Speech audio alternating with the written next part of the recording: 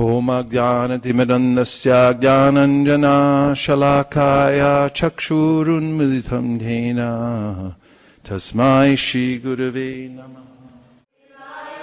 Narayanam Namaskritya Naram Chaiva Narottamam Devim Sarasatim Vyasam Tato Jayamudiraye. Good morning, everybody. Hare Krishna. Welcome to everybody who just joined us online today for this very happy occasion where we have full permission to simply hear and chant with full concentration on the Supreme Personality of Godhead, Sri Krishna. It's highly recommended.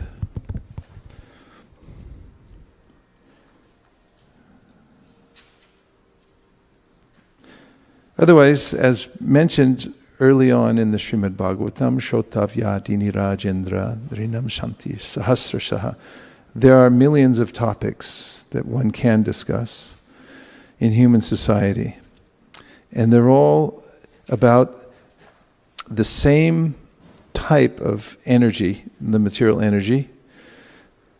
But for those who have come to the conclusion that there's nothing of value in this material world except the facility to hear and chant about Krishna, such topics related to the material world are anathema. So, today I'm going to talk about a few subjects from the third canto of the Srimad Bhagavatam, in which the preaching of the topic of Krishna consciousness gives us some kind of lesson that we can apply in our own lives. And of course, the Srimad Bhagavatam third canto is vast. It's one of the largest cantos. But there are a few points I've picked out today in the time that we have to talk about. One to start with is just about the idea of preaching in general. If you look it up in the dictionary, it has a lot to do with a religious context. But a synonym really is teaching. And why teach Krishna consciousness to others? This is a general point that's important to understand. And in the Bhagavad Gita, Krishna says, "Na tasman manusheshu kaschin me priyakritamaha." He says that in human society, out of all the humans, the one that's most dear to him is the person who's teaching Krishna consciousness. In that context, he's teaching the message of Bhagavad Gita to other people, where he says to the devotees. And for those who understand the goal of life, samsiddhir haritoshanam, is to please the Supreme Personality of Godhead. This is faith, understanding that by doing that, all my desires, other desires will be fulfilled. Nothing else is needed, no separate endeavor except pleasing the Supreme Personality of Godhead.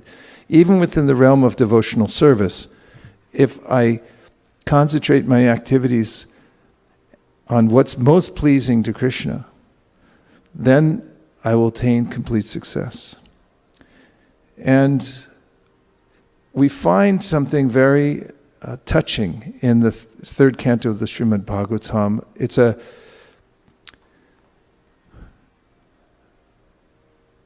interaction between Vidura and Uddhava, which I'll be mentioning a few times today. But Krishna is getting ready to leave the planet. And he's arranged for his entire dynasty to leave because they're very powerful personalities and he didn't want to leave them behind. And after arranging for that at Prabhas, they killed each other with iron rods that appeared as bamboo stalks, reeds actually that were growing in the water, and they got in an argument that became inflamed, and they started beating each other and they killed each other off. How Krishna arranged for them to all leave.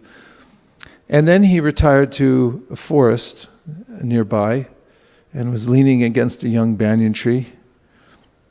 And he began to speak to Uddhava, who followed him there, who couldn't bear his separation. And a few moments later, Maitreya, just by good fortune, Prabhupada says by agyata sukriti, because previously he must have performed some special, spiritually based, pious activities to be able to get this opportunity. I mean, how often do you get a chance to meet Krishna and Uddhava about to speak about spiritual topics in the forest? It doesn't happen by chance. Well, it just so happens that just as Krishna was preparing to leave the world, he remembered Vidura. He had Vidura in his heart because Vidura had become so dear to Krishna. And later on we find that when Vidura and Uddhava meet, Uddhava tells Vidura that Krishna's left the planet and he was remembering you just as he was leaving. If you can imagine such a thing, that's who he was remembering, Vidura. And tears came to Vidura's eyes just thinking of this, that Krishna was remembering him. And so the spirit of the Bhagavatam, which we just read, the second chapter of, is that one should please the Supreme Personality of Godhead, and that one does so by serving the great souls. Shushusho sharadhanasya vasudeva kataruchi syan mahat sevayavi prapunya tirtha nishevanat.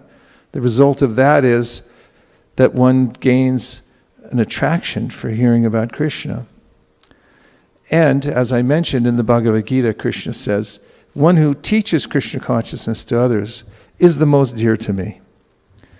And this then forms the strategy, framework, by which one can actually enter into the hearts of the devotees, enter into Krishna's heart. That is, be thought of by Krishna, be thought of by the devotees. Samsiddhir haritoshanam. And especially by teaching Krishna consciousness to others, dedicating one's life to this process of awakening others to Krishna consciousness. This is what Krishna says is the most dear to him. And throughout the Chaitanya Charitamrita, we find that Chaitanya Mahaprabhu and his associates also adopted the same mood and method to teach others Krishna consciousness. So,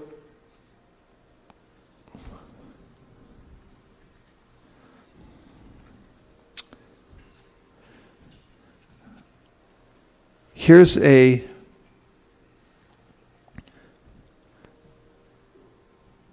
important factor in preaching, and it's mentioned in the third canto, fourth chapter. So I'm going to read verses 24 through 26.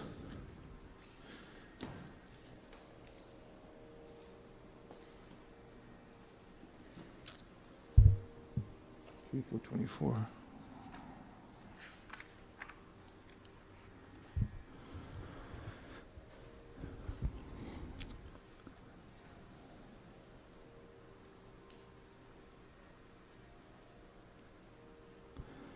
And this is after Uddhava and Vidura have met. Once upon a time, great sages were made angry by the sporting activities of the princely descendants of the Yadu and Bhoja dynasties, and thus, as desired by the Lord, the sages cursed them. Purport: the associates of the Lord who were playing the part of princely descendants of the Yadu and Bhoja dynasties were not ordinary living entities. It is not possible that they could offend any saintly man or sage, nor could the sages, who are all pure devotees of the Lord, be influenced to anger by any of the sporting activities of the princes born in the holy dynasties of Yadu and Bhoja, wherein the Lord himself appeared as a descendant. The cursing of the princes by the sages was another transcendental pastime of the Lord to make a show of anger.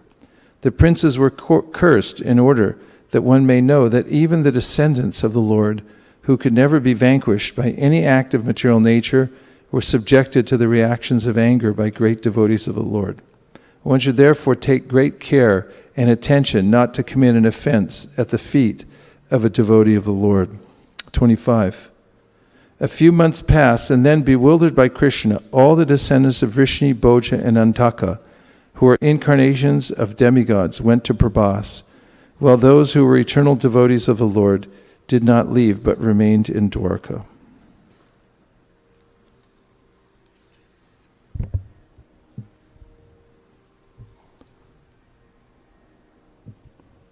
Oh, I'm reading the wrong chapter. Sorry. That's 3:4:24. That was an interesting section, though.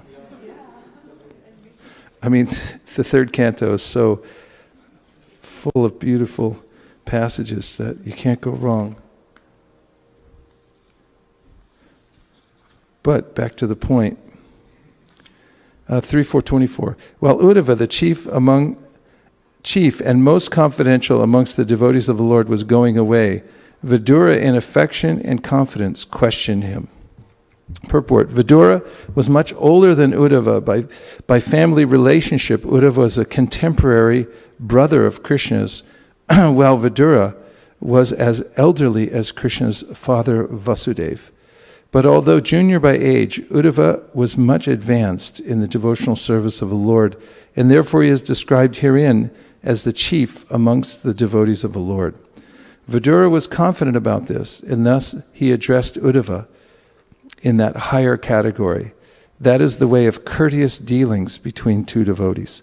So specifically important here is the courteous dealings between the devotees. In the proper atmosphere, the transmission of the transcendental vibration takes place. And much of that has to do with the attitude of those who are teaching Krishna consciousness, as well as those who are listening. And there has to be a respect for both the speaker and the listener.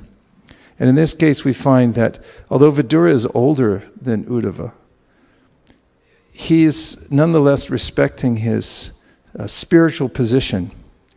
And this is a point that comes out in the Sri Chaitanya Charitamrita, that Chaitanya Mahaprabhu, when speaking to the devotees, especially Mukunda, Raghunandana, and Sri Narahari, who are inhabitants of Sri Khanda.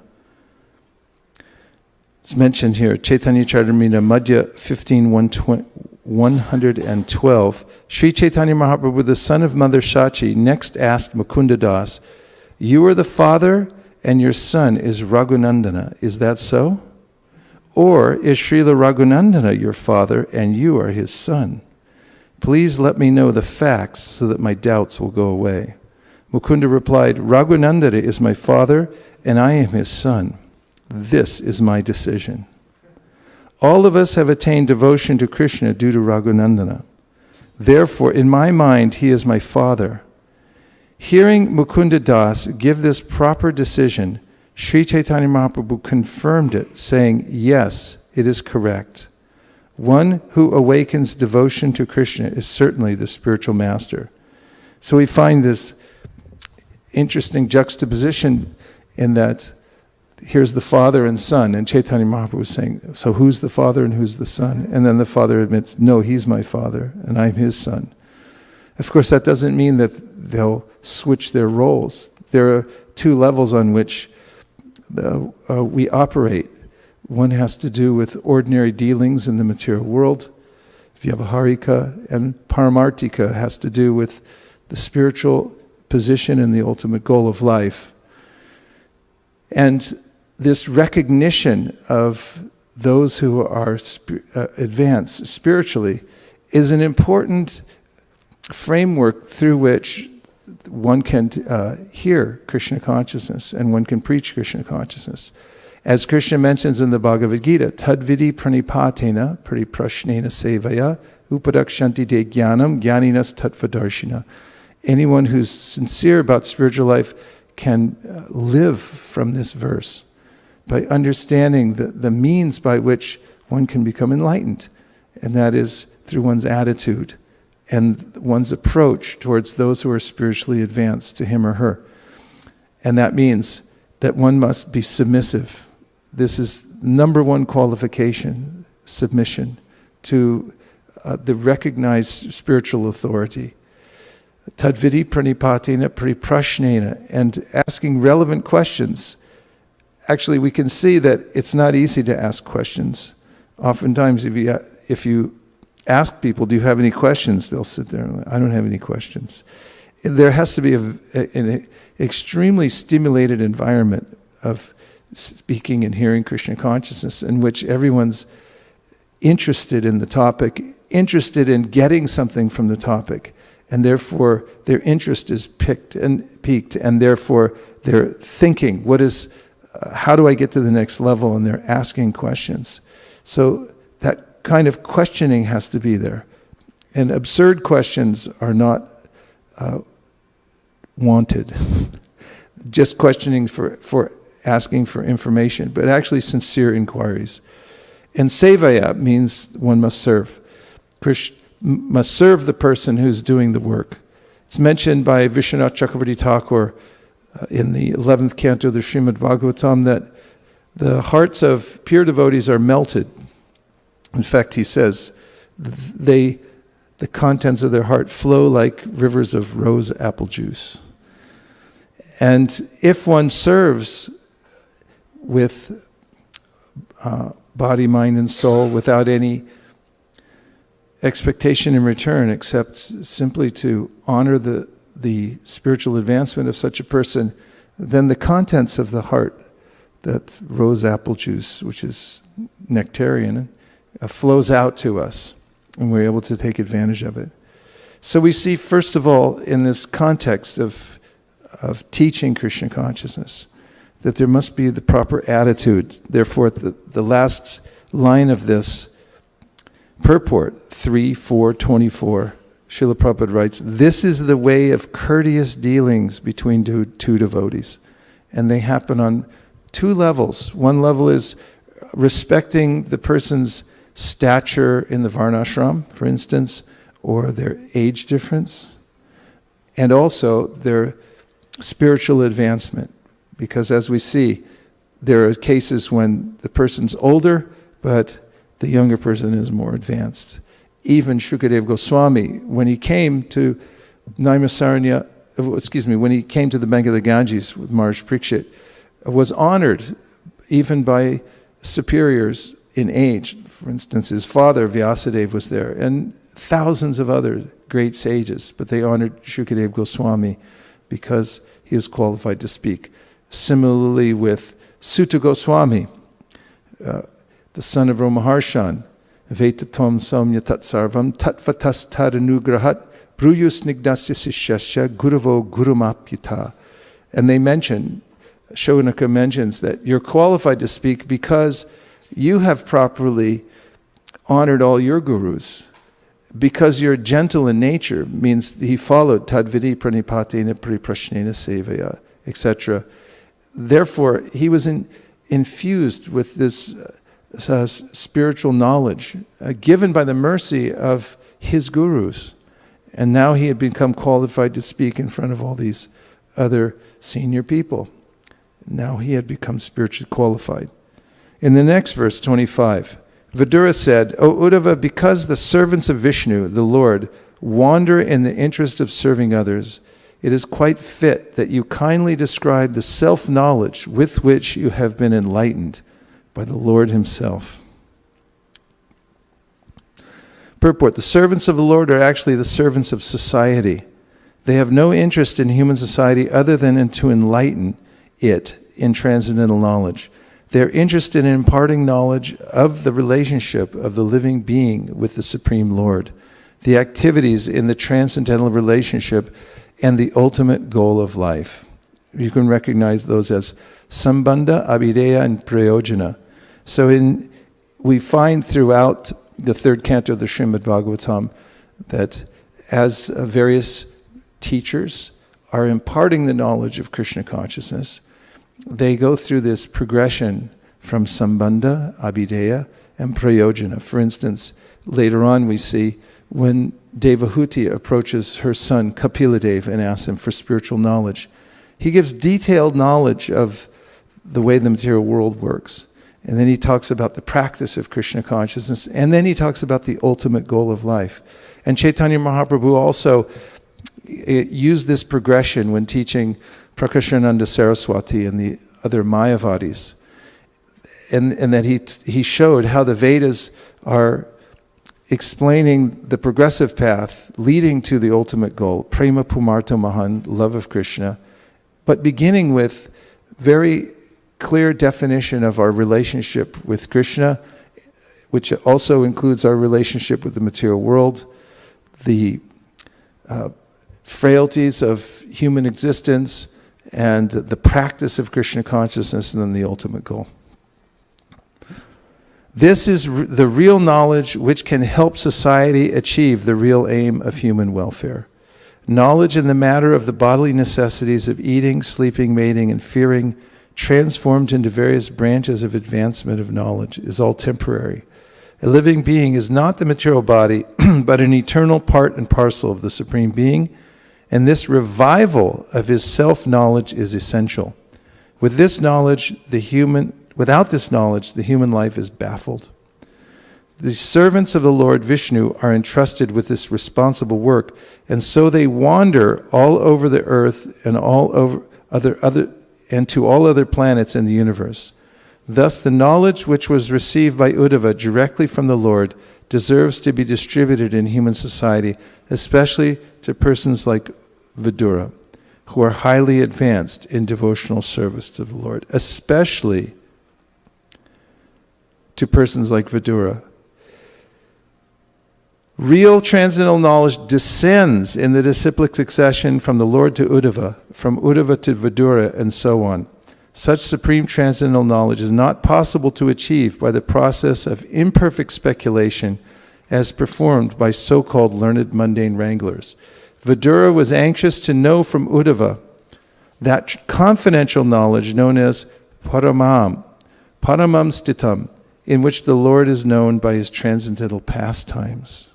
Although Vidura was older than Uddhava, he was anxious to become a servant of Uddhava in the transcendental relationship. This formula, note the word formula.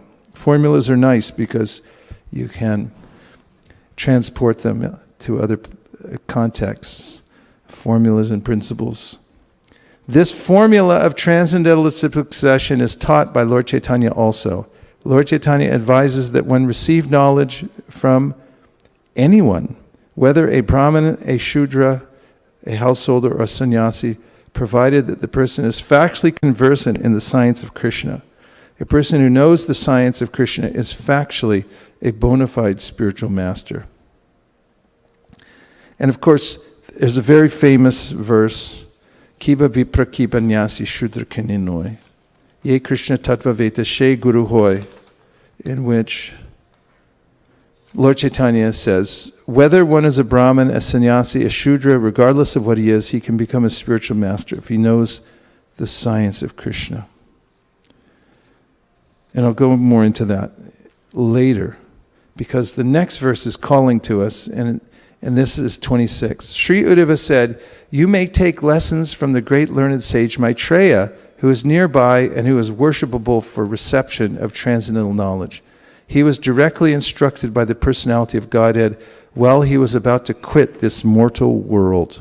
Purport. Although one may be well versed in the transcendental science, one should be careful about the offense of maryada vitikrama, or impertinently surpassing a greater personality.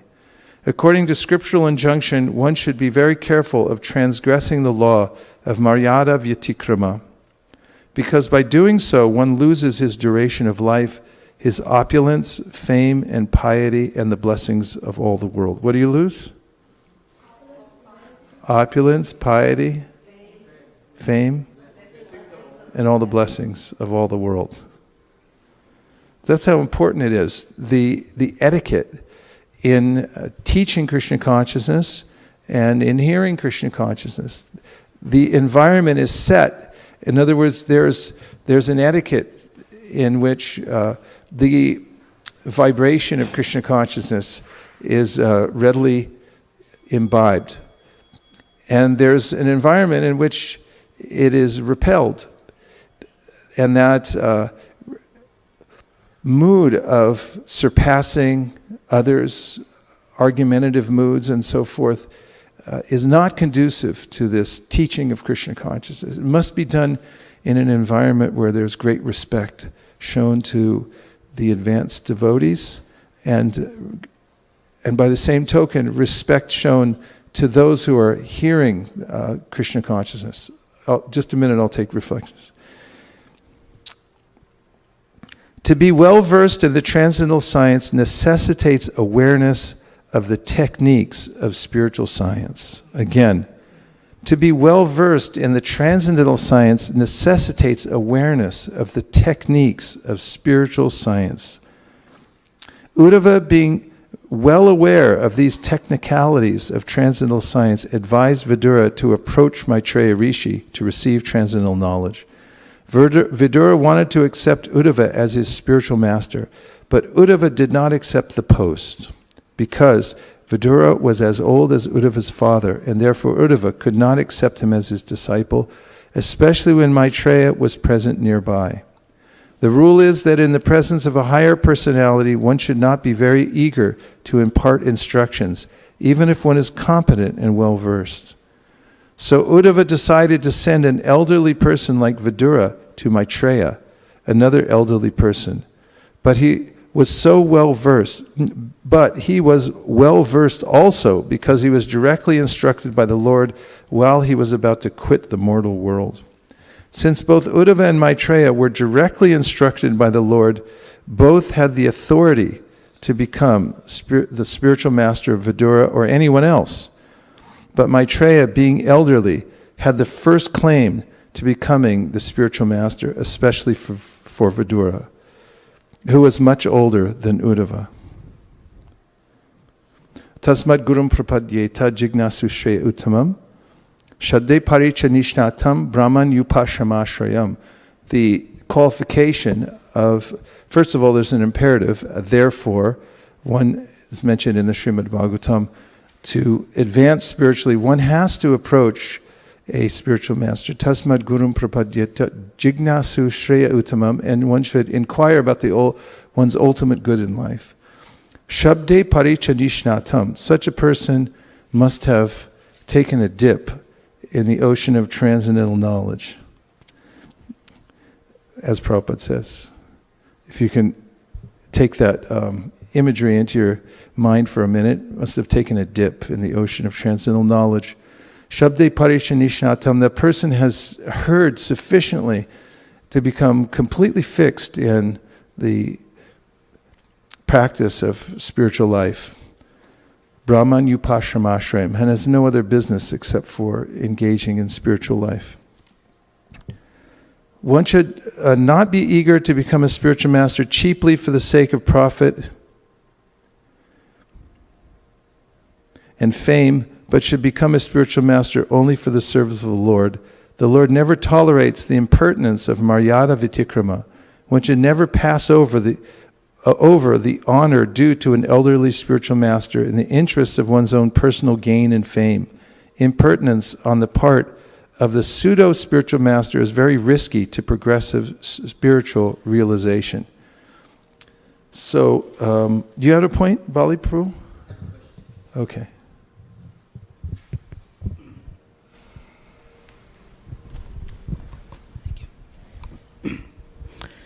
Hare Krishna. So, when Sukadev Goswami spoke the Bhagavatam to Parikshit Maharaj in a big assembly, it could be considered as Maryada Vyatikrama if the case for Uddhava is advising interactions with Vidura. Similarly, there are many instances like Lord Kapila also gave advice or instructions to his own mother, Devahuti. So Lord doesn't think that it is a Maryada Atikrama. He could have asked, you can go to Kardama Muni, my father, get enlightenment from him. So there are many instances, I can quote different, same Uddhava also went to Vrindavan to even educate the gopis or learn from them. So at least these two instances, which is Sukadeva Goswami, how he spoke to the assembly where there are elevated personalities, even including his father, and Narad Muni was present, and also Kapil Dev spoke to his mother, Devahuti, and it was not considered a Maryada Atikrama. However, in this particular situation, it is. So would you please give some explanation? Well, I did mention that there are two aspects being considered here. Therefore, I said that Chaitanya Mahaprabhu had asked Mukunda, are you the father or is Raghunandana the father? And Mukunda said, no, Raghunandana is my father. Considering his spiritual enthusiasm had awakened everybody else to Krishna consciousness. So that's taken into consideration. And therefore, it's not a hard and fast rule, but it's a consideration in all circumstances. In fact, once in New York, Prabhupada had a visitor from India who was a sannyasi, but he was a Mayavadi. And Prabhupada seated him properly and treated him with all respect. And afterwards, some of the devotees asked Prabhupada, you're talking all the time about kicking on the face of Mayavadis, and you treated him with such respect. And Prabhupada said he's a sannyasi. And at the same time, of course, one would consider that he's a Mayavadi sannyasi, but this environment still is important to consider various aspects of the spiritual acumen and also the person's social position, because it creates an environment in which mercy can flow down, the instruction can flow down, because it comes from above and it comes down to us. And therefore the devotees always keep themselves in a position of das, anudasaha. So one has to assess each situation correctly. This is a particular instance showing how there's an etiquette that relates to age, but the spiritual acumen of the speaker supersedes that, obviously, because we have the case, and I did cite that earlier, of Shukadeva Goswami, who is described as self-effulgent. And this is one of the prerequisites for being a spiritual teacher, is that one must be self-effulgent. In other words, Shabde Parichanishnatam Brahmanyupashamashrayam, one must have heard sufficiently and be transcendental in oneself before speaking about Krishna consciousness. And this is the main qualification. Kiba Biprak, Kibanyasi, Shudra Kaninoi, Ye Krishna Tattva Vetashe Guru Hoy. Whatever background one's from doesn't matter. But if one knows the science of Krishna perfectly, then that person can be accepted as a teacher for Krishna consciousness. Harivamsha and then Dayanidhi. Thank you, Prabhu, for bringing out this nice point of etiquettes. I was just remembering how Chaitanya Mahaprabhu, in different situations, he dealt in Chaitanya Charitamrita. Sarvabhauma Bhattacharya, he first listened, and then when he was prompted, he then he just blasted the whole philosophy. Prakashananda Saraswati also. And then with Digvijay Pandit, he blasted. And then he said, I hope it's okay. And he humbled him later on so that the effect of the blasting mellows and he understands. So different situations, he's behaving so meticulously. Yes, I like that you brought up Chaitanya Mahaprabhu and Sarvabhauma Bhattacharya, because Sarvabhauma Bhattacharya was an elder and Chaitanya Mahaprabhu submissively took that role. I'm a 24-year-old sannyasi, you're my teacher. Even when the other devotees said, what are you trying to teach me? He said, what are you talking about? He's my senior, he should teach me. But then later on it became abundantly apparent. Even when when Mahaprabhu manifested his 8-armed form to Sarvabhauma Bhattacharya, he said, "Do you still think I'm not qualified to take sannyas?" That's mentioned in the Sri Chaitanya Bhagavat. Dayanidhi Prabhu. Hare Krishna. First of all, I want to say that now I know the flavor, the taste of the nectar that I'm receiving every time I hear your class. It's rose apple.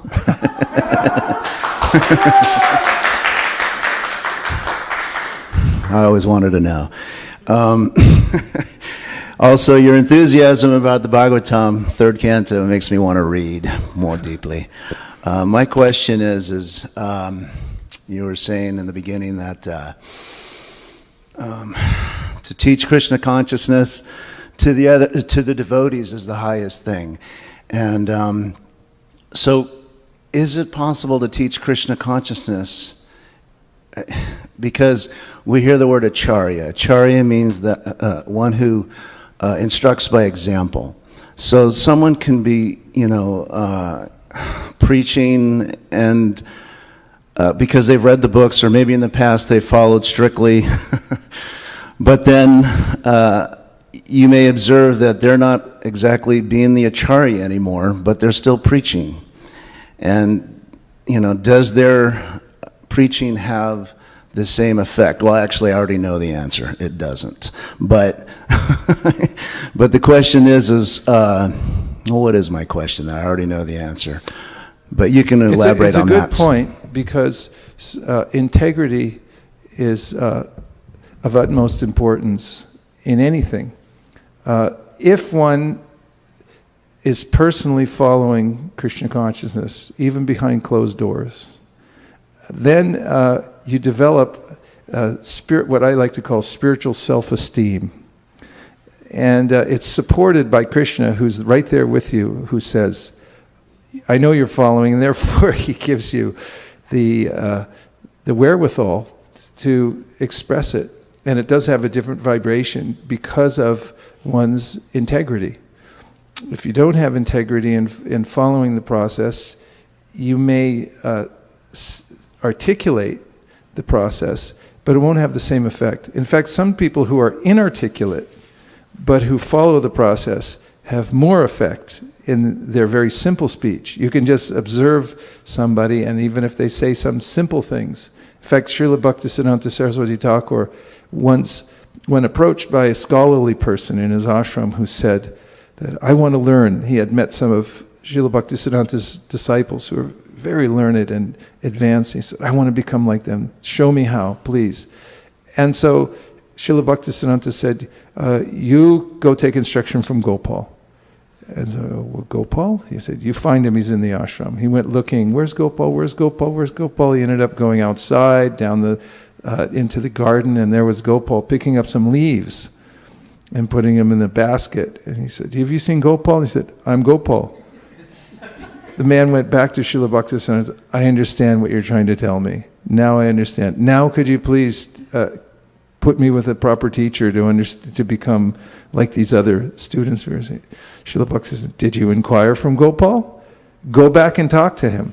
And so the man went back, and he found this simple person who was a gardener, who used to listen to all the Srila Bhaktisiddhanta Saraswati Thakur's classes with such great faith and attention that he imbibed the essence of Krishna consciousness, and therefore this man became humbled and was able to understand that this person who's following carefully, although he's very simple, he's not a great scholar, he doesn't know Sanskrit, he knows, "Yasya devi para bhaktir yata devi tata garo tasyaite katita hyarta prakashanti mahatmanaha." To those who have implicit faith in the spiritual master and in Krishna, then all the imports of Vedic knowledge are automatically and simultaneously revealed. So one can see in one's own life that it makes a difference. And always good to be hard on oneself and liberal on others. That's always a good policy. By the way, I mentioned how Vidura had cried when he heard from Uddhava that Krishna remembered him at the time of leaving the world. And one of my godbrothers who was with Prabhupada when he, in his final days, was telling us how Prabhupada remembered Jayananda. Even Prabhupada was emaciated, and he was lying on his bed, and he began remembering Jayananda because of there was a quality of his service that was so pure and sincere that Prabhupada noted him. He meant, and this is the goal of one's teaching Krishna consciousness to others and practicing Krishna consciousness, to be remembered by a significant devotee or by Krishna himself. If somehow or other you can be the object of affection of a devotee, a significant devotee, or of Krishna himself, then what more can you ask for in your life? And therefore we work for that. We work for that. And as I mentioned, preaching Krishna consciousness is a very quick way to do that. Prabhupada said a farm boy in the middle of America who would never be noticed except for maybe amongst a few people in a small town, joins the military, goes to the front lines. He performs a heroic act. Then he comes home as a national hero, and he's treated to a ticker tape parade, and he's mentioned in all the newspapers. So Prabhupada compared that to the boys and girls of America at that time who were going out, and some of them were being beaten, arrested, and so forth, but they were going ahead and preaching Krishna consciousness, and Prabhupada said, you're like that. You're becoming immediately noticed. He said, that's the quick way. So the context of this class, which is about the teaching or preaching methods or strategies, which sounds a little clinical, but in the third canto, this is the overarching idea that by preaching Krishna consciousness, one becomes noticed very quickly by Krishna. Okay, so the first point was about the etiquette. And there is a system called parampara through which mercy flows down, and one has to be submissive. And this is shown in the relationship between Vidura and Uddhava to Maitreya, and the three of them together. Also, it's mentioned that Vidura is a pure devotee in his own right. Maitreya is mentioned as a mixed devotee. Nonetheless, Prabhupada says, because the science of Krishna consciousness is so subtle, even a great devotee like Vidura had to approach Maitreya and accept a spiritual master in order to understand the science. That shows that the principle of approaching a spiritual master is very important, and how the teaching of Krishna consciousness is disseminated in that environment particularly. Yes, Dainiti Prabhu. I just was looking up here at the purport, and I was thinking about Bali Amridan's question about Maryada Vyaktikrama. And it says here that one should never pass over the honor due to an elderly spiritual master in the interest of one's own personal gain and fame. So I was just thinking, it's not that you're not supposed to be learned, but not try to be showing, overcoming to become famous, to become for one's own personal gain. Good point. And this sort of goes to this point in the Srimad Bhagavatam, 1st Canto, 4th chapter, 2nd verse. Sri Vyasadeva said, on hearing Sutta Goswami speak thus, Shaunaka Muni, who was the elderly, learned leader of all the rishis engaged in that prolonged sacrificial ceremony, congratulated Sutta Goswami by addressing him as follows. Purport. In a meeting of learned men, when there are congratulations or addresses for the speaker, the qualifications of the congratulator should be as follows. He must be the leader of the house and an elderly man. You see, even in the person who's introducing the speaker, there's an etiquette. The person should be the senior person there introducing the honored speaker. He must be vastly learned also. Sri Shaunaka Rishi had all these qualifications, and thus he stood up to congratulate Sri Sutta Goswami when he expressed his desire to present Srimad Bhagavatam exactly as he heard it from Shukadeva Goswami, and also realized it personally.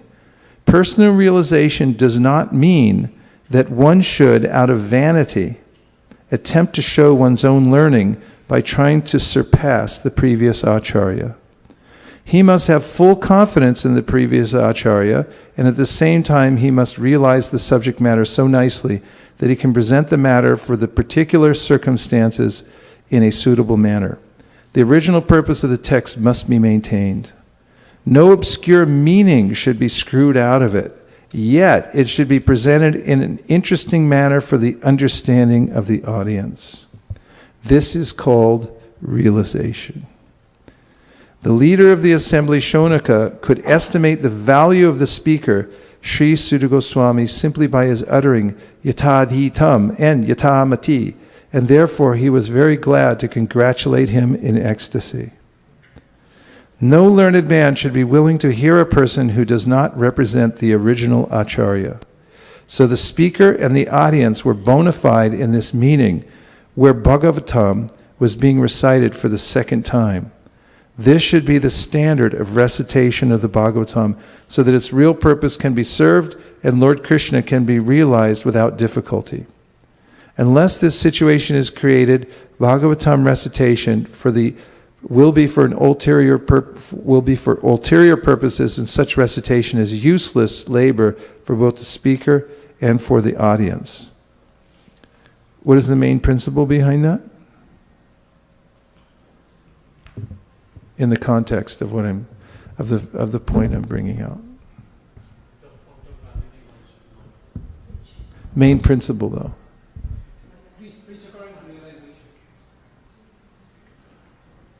Okay.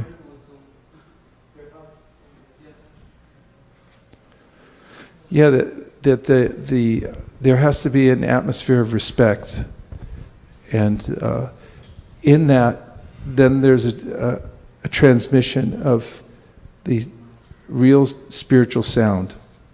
And without that, if the speaker is motivated, then the vibration is considered to be contaminated. As Sanatana Goswami says, just as milk touched by the lips of a serpent becomes contaminated, so similarly, one who has materialistic purposes when speaking the Bhagavatam also profanes the sound vibration.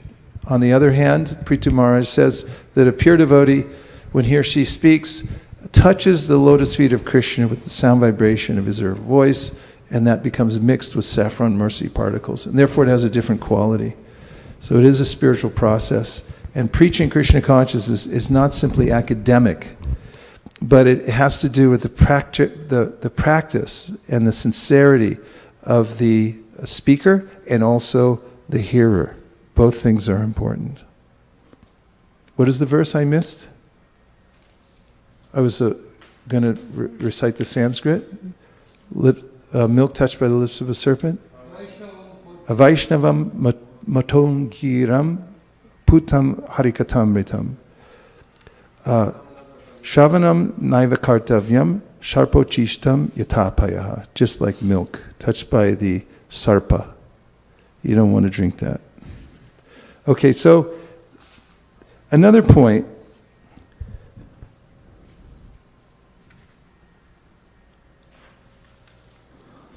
is that preaching requires sympathy. It requires sympathy. First of all, before I go to the third canto of the Bhagavatam, I'm going to bring out a verse from the Bhagavad Gita in which Krishna talks about the importance of sympathy in preaching. Radhakripa Prabhu, do you have a point? Yes. Maharaj, I have a question specific to Vidura. I mean, he's a pure devotee, and Krishna visited his home. He has personally served him. I was wondering what was he missing, right? I mean, just from my limited knowledge. Missing Krishna. Both Uddhava and Vidura are described here as practically fainting out of separation. When Vidura first approaches Uddhava and they begin to talk about Krishna and how he's left the world, both of them can barely contain themselves. So Prabhupada explains there that the devotees who feel separation from Krishna can only be appeased by coming together and speaking about him. So this is why he's doing this. And there's another reason, because he's instructing the world. And this comes up when Vidura begins to ask questions of Maitreya. And he could have asked so many things that he really wanted to hear about Krishna's pastimes and so forth. But he asked, out of strictness, quote unquote, what about the material nature? How's it working and so forth? So this is one of the incentives of pure devotees, not only to be connected to Krishna, and they're connected at every level, even hearing about the Lord's material creation, they feel satisfaction. But they're also doing it so that the message can be articulated for the world, so people can see the progression. Nana Shastra Vicharanaika Nipanosha Dharma Samstapako. The Goswamis painstakingly assembled the verses in ways that we could understand, here's the process step by step. So this sympathy is very important, and it's important because this teaching of Krishna consciousness, preaching Krishna consciousness, which I'm using synonymously, is not rote. It comes from an actual appreciation in the heart of the teacher that people are suffering, and that without getting Krishna consciousness, they will have no relief. And devotees are paradukhaduki. They suffer because of the suffering of others, and I'll prove it. Here's from the Bhagavad Gita. Krishna says in 6:32, Atma pamyena sarvatra samam pashyati Arjuna sukham va yadi va dukham sayogi paramo mataha. Krishna says, he is a perfect yogi who by comparison to his own self sees the true equality of all beings in both their happiness and their distress, O Arjuna. Prabhupada's purport. One who is Krishna conscious is a perfect yogi. He is aware of everyone's happiness and distress by dint of his own personal experience. The cause of the distress of a living entity is forgetfulness of his relationship with God, and the cause of happiness is knowing Krishna to be the supreme enjoyer of all the activities of the human being, the proprietor of all the lands and planets, and the sincerest friend of all living entities. The perfect yogi knows that the living being who is conditioned by the modes of material nature is subjected to the threefold material miseries due to forgetfulness of his relationship with Krishna. Due to what? And because one in Krishna consciousness is happy, he tries to distribute the knowledge of Krishna everywhere. Since the perfect yogi tries to broadcast the importance of becoming Krishna conscious, he is the best philanthropist in the world. And he is the dearest servitor of the Lord. He is what? Going back to the other point, Nacha tasman manusheshu kashyan me priyakritamaha. In other words, a devotee of the Lord always looks to the welfare of all living entities, and in this way he is factually the friend of everyone. He is the best yogi because he does not desire perfection in yoga for his personal benefit, but tries for others also. He does not envy his fellow living entities. Here is a contrast between a pure devotee of the Lord and a yogi interested only in his personal elevation. The yogi who has withdrawn to a secluded place in order to meditate perfectly may not be as perfect as a devotee who is trying his best to turn every man toward Krishna consciousness.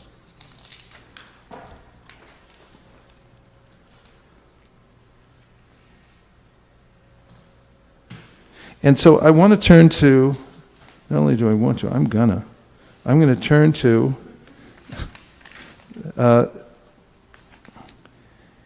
a section in the Bhagavatam, 3.2.7. Let's look at 3.2.7.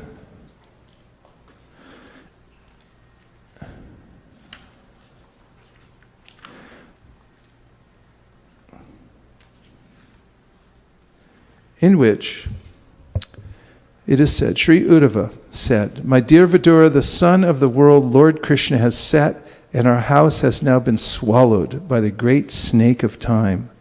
What can I say to you about our welfare? And I'll read the first paragraph in the purport. The disappearance of Krishna, of the Krishna Son, may be explained as follows.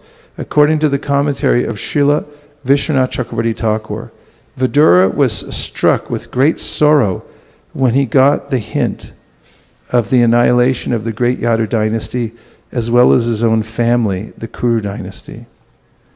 Uddhava could understand the grief of Vidura, and therefore he first of all wanted to sympathize with him by saying that after the sunset, everyone is in darkness. Since the entire world was merged in the darkness of grief, neither Vidura nor Uddhava nor anyone else could be happy. Uddhava was as much aggrieved as Vidura, and there was nothing further to be said about their welfare. Please look up the word sympathize. So the first point I made was about etiquette, and there's the vyavaharika and there's paramartika considerations. That is the social stature of a person. And then there's also the spiritual stature of the person who's teaching or learning Krishna consciousness. And in an environment where these are meticulously considered and there is an atmosphere of respect, the knowledge of Krishna consciousness flows freely down from superiors to inferiors. And if you take that away, you strip away from the transcendental process the most essential ingredient of gravity. I mean gravity in which something comes from a higher level to a lower level naturally. And you also stifle the process of natural transmission of spiritual sound, because without Krishna's mercy it's not possible. And Krishna is pleased when he sees the respectful dealings between devotees.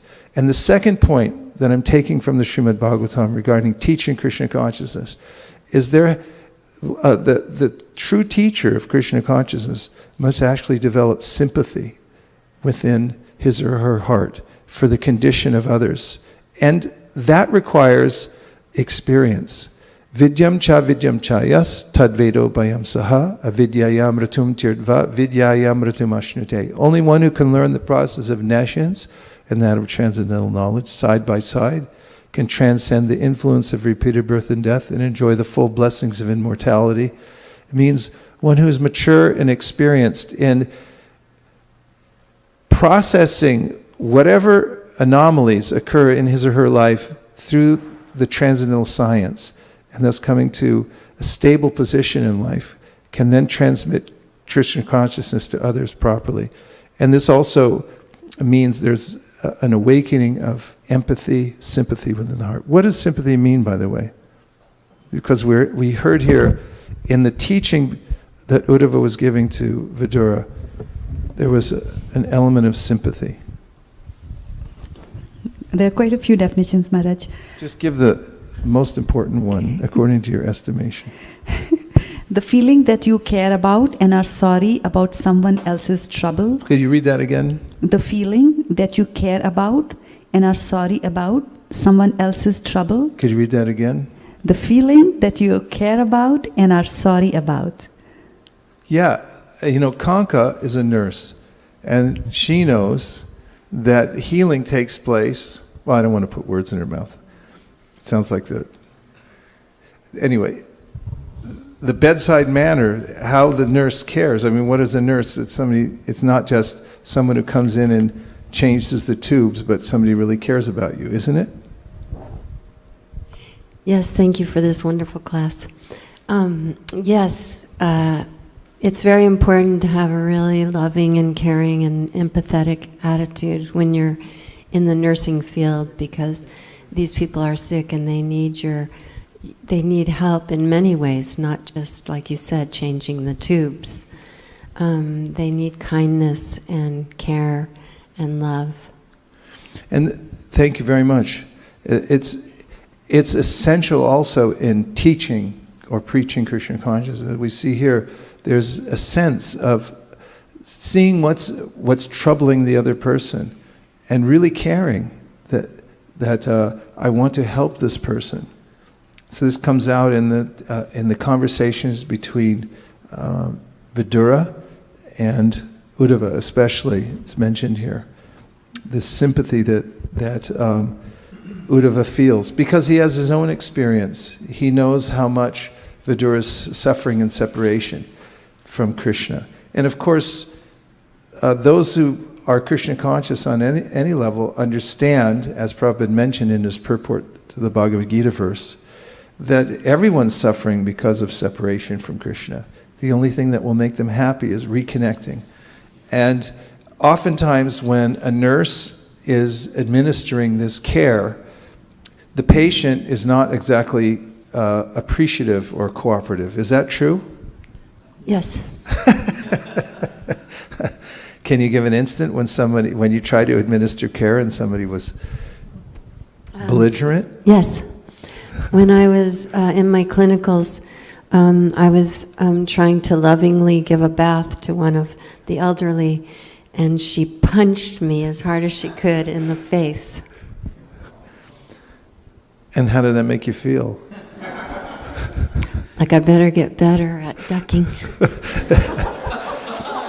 So preaching means you have to learn how to duck. You have to be adroit. And preaching Krishna consciousness, like there are many professions where sympathy is important. Doctors, nurses know that you have to go and consider the fact that people are in pain, and when they're in pain, they may not be in their right mind. Satyadev Prabhu told me so many times when people were in diabetic coma, when he would revive them and they were just coming out of it, they were disoriented. Sometimes they would fight him and they would curse him and everything like that. And there he was trying to help him.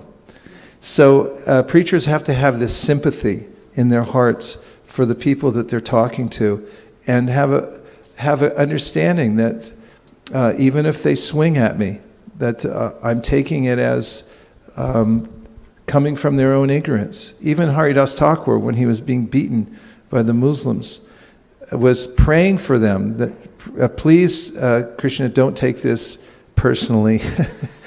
Please forgive them. And therefore Chaitanya Mahaprabhu, because he was being asked by his pure devotee, was actually taking the hits on his own back. He had made that arrangement. Later on, he showed Haridas Thakur, you see these whip marks on my back? I took those on your behalf because you were praying for these people. You had a point, Manjula Kanda.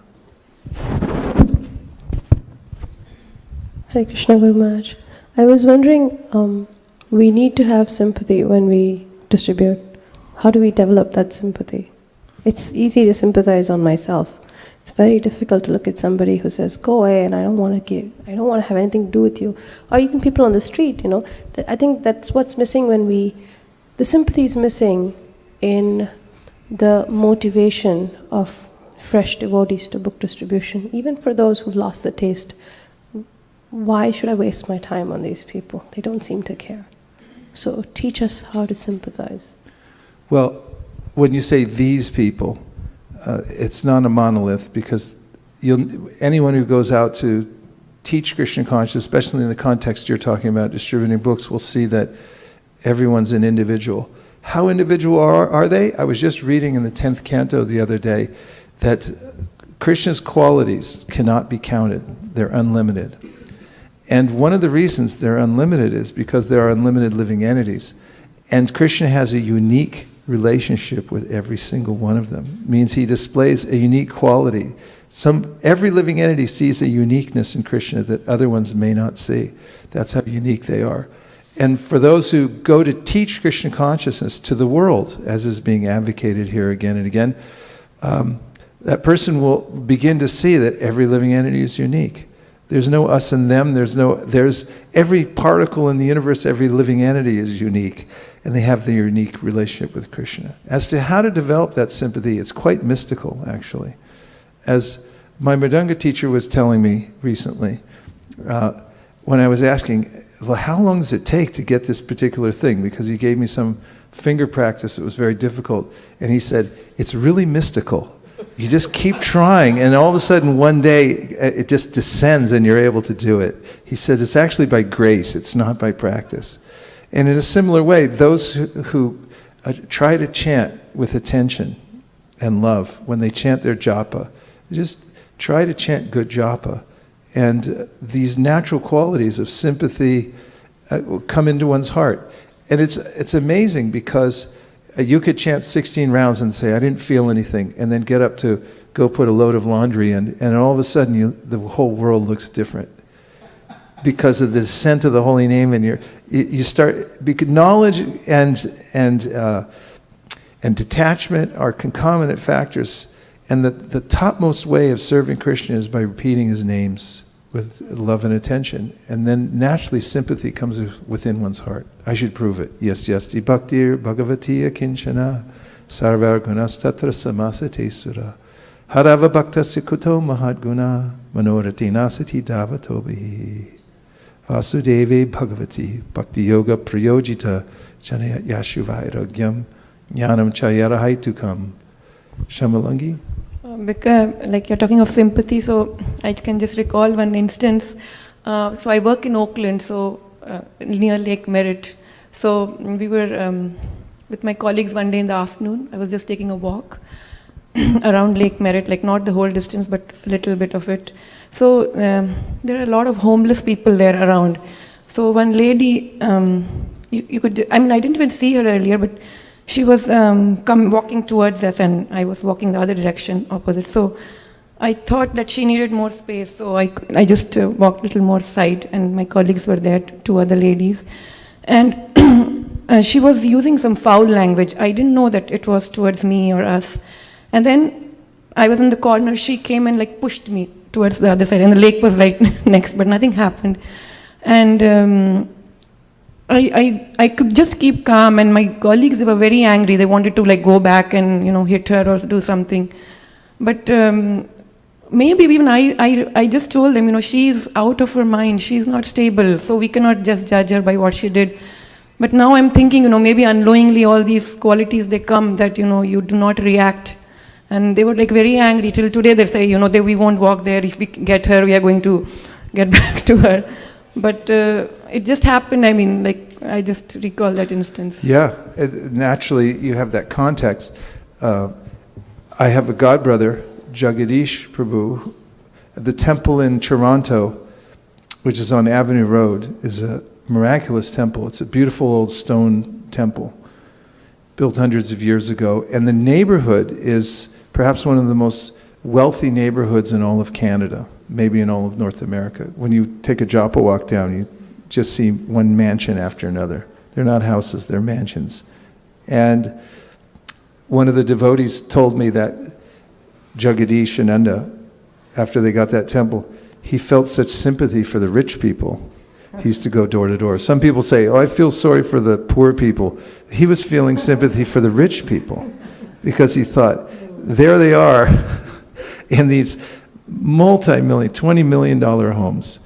And they think that they're happy, but actually they're suffering more perhaps than anyone because they have this false sense of happiness in the material world, which is, I say, perhaps more than anyone because of my experience over the last couple of weeks. Dave Amrita Swami was talking about happiness from his book, Hiding in Unnatural Happiness, and he was giving abundant evidence that people who become highly successful materially actually suffer more.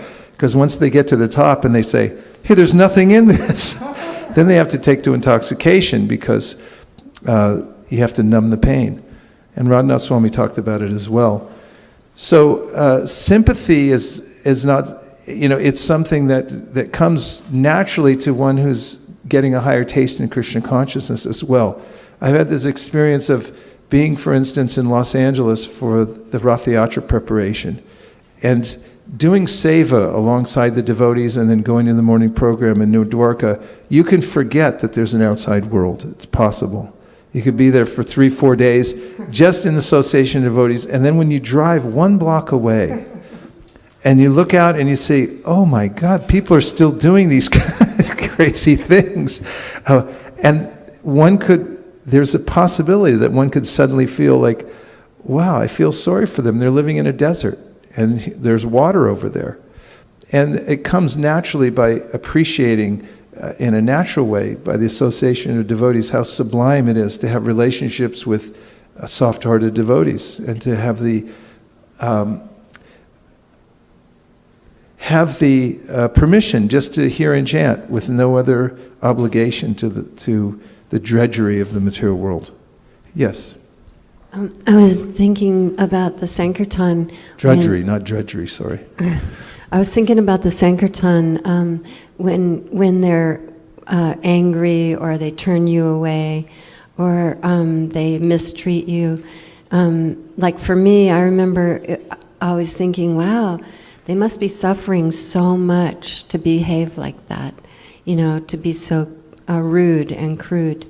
And you know, to just say a prayer for them, to hopefully that somehow or other they'll be able to get some kind of mercy. Yeah, this is real happiness, to be free from envy. Envy is what ruins everything here in this world. If one doesn't have envy in one's heart, you're going to say another thing? I just remembered also that one time I was listening to you and you were saying how, yeah, some of the people are like the green mangoes and some of the people are like the ripe mangoes. So we also have to develop a detachment so that when they are rude or crude or they're not ready, that to know that someday hopefully they will be ready. Yes, actually, in training some young people over the summer, I had the great opportunity of going to New York and working with a busload of young people. And then we had also, just recently here, the same bus came, different young people, but there were a lot of young kids. And like anybody who's starting book distribution for the first time, there are concerns about rejection. I find this is the number one point that people say is, I'm afraid of rejection. And I was thinking about it the other day, and how Srila Bhaktisiddhanta Saraswati Thakur said, this is the best thing that can happen to you, is somebody rejects you. He said that when you get rejected, it develops your spiritual blood in your spiritual body. You have a spiritual body and it needs spiritual blood. Here we have regular blood, water and some, you know, colored red dye. I think that's it. I think I skipped my biology 101. But there's a spiritual body, a chid sharira, he says, that needs chid rakta. It needs spiritual blood. He said the best thing that can happen to you is you go out to teach Krishna consciousness and somebody rejects you. It's the best thing that can. It develops your spiritual character. And if you avoid that your whole life, you become anemic. You become so dependent on people. You could become dependent on everyone boosting your ego. It's like, oh yeah, it's really good, great class. You know, like, okay, now I feel great. But if you go outside, it's like, get out of here. Like the other day, we were coming back and we saw some people in their house having a party. So we were waving to them to see if the radar worked. And one of them came to the door to see what we wanted. And he opens the door to the apartment and he goes, oh, Bhagavad Gita, I know where this is going. And then he just closed the door and went back in. And it made me think, you know, how did he know Bhagavad Gita? And what is it in that particular living entity who's out of hand rejecting Bhagavad Gita? And it made it gave me a whole thought process to consider why some people reject it, why some people take it. It seems perfectly reasonable to me, every verse in the Bhagavad Gita. Why does somebody else reject it?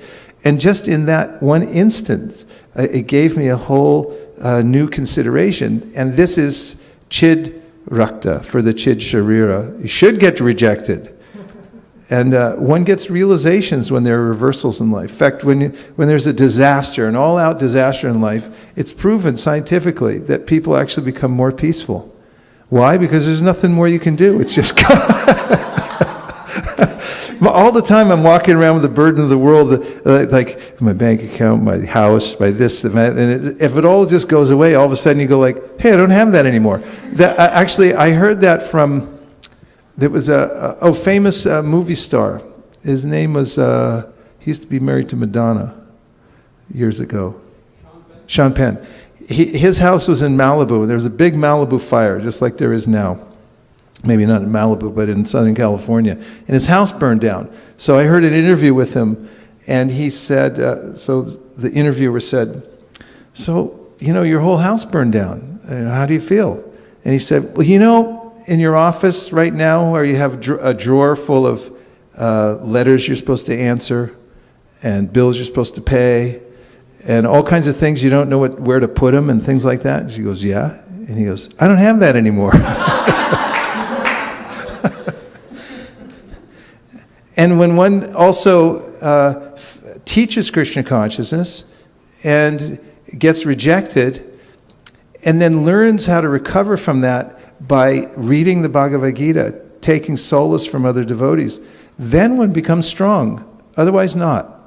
And therefore, you have to get this. You have to be bold and go out and teach Krishna consciousness with sympathy in a bedside manner and learn to take this kind of response from people and then process it over time. Dayanidhi Prabhu, somebody run him a microphone really fast.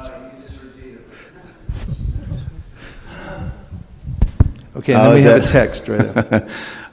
I was at Whole Foods the other day with Bhagavat Maharaj, and we were walking back to the car, and this guy started backing up, and he clearly saw us, and he tried to practically run us over, and I was like, hey, hey, and he goes, get out of the way, you damn Buddhists.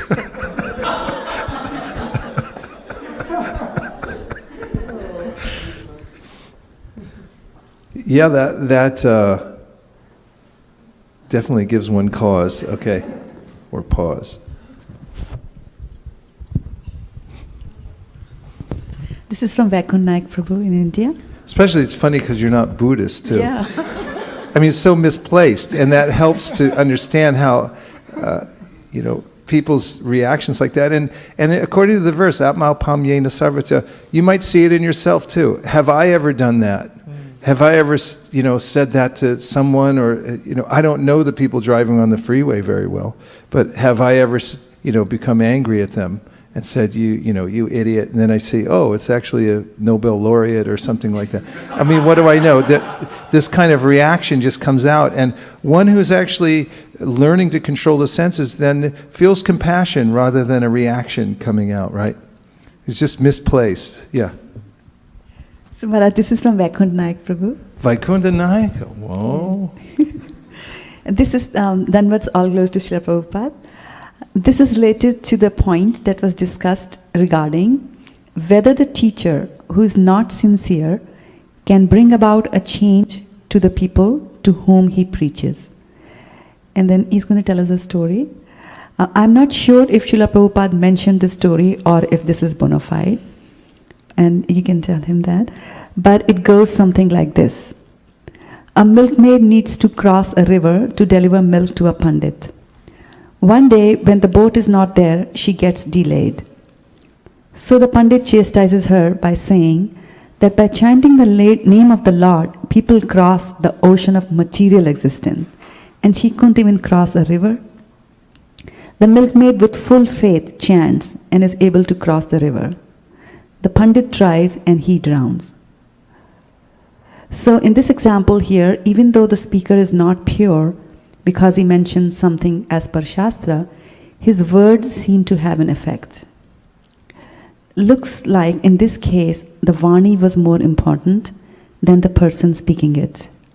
Seems to be contradictory to the milk touched by serpent example. Well, I mean, there are Vartmana Pradakshaka gurus who may be even, as in the case of, Dhruva, but his mother was pretty exalted.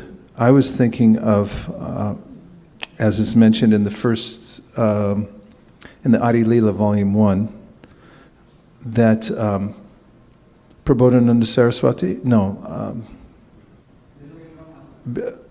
Bilvamanga Thakur's guru, Chintamani, his Varmana Pradakshaka guru, was his girlfriend, and he was going and spending time with her, sneaking out, climbing walls, and there was a huge storm, and he took so much trouble, and she said, God, if you took so much trouble for just spiritual life, you'd be really advanced. I mean, what am I? I'm just a material body. And then he sobered up suddenly and became sincere about Krishna consciousness. And then he credits her for starting her on the path. So Krishna can act through different people, but talking about being in a sustained teaching situation, it's important, the integrity of the teacher over time. It's important.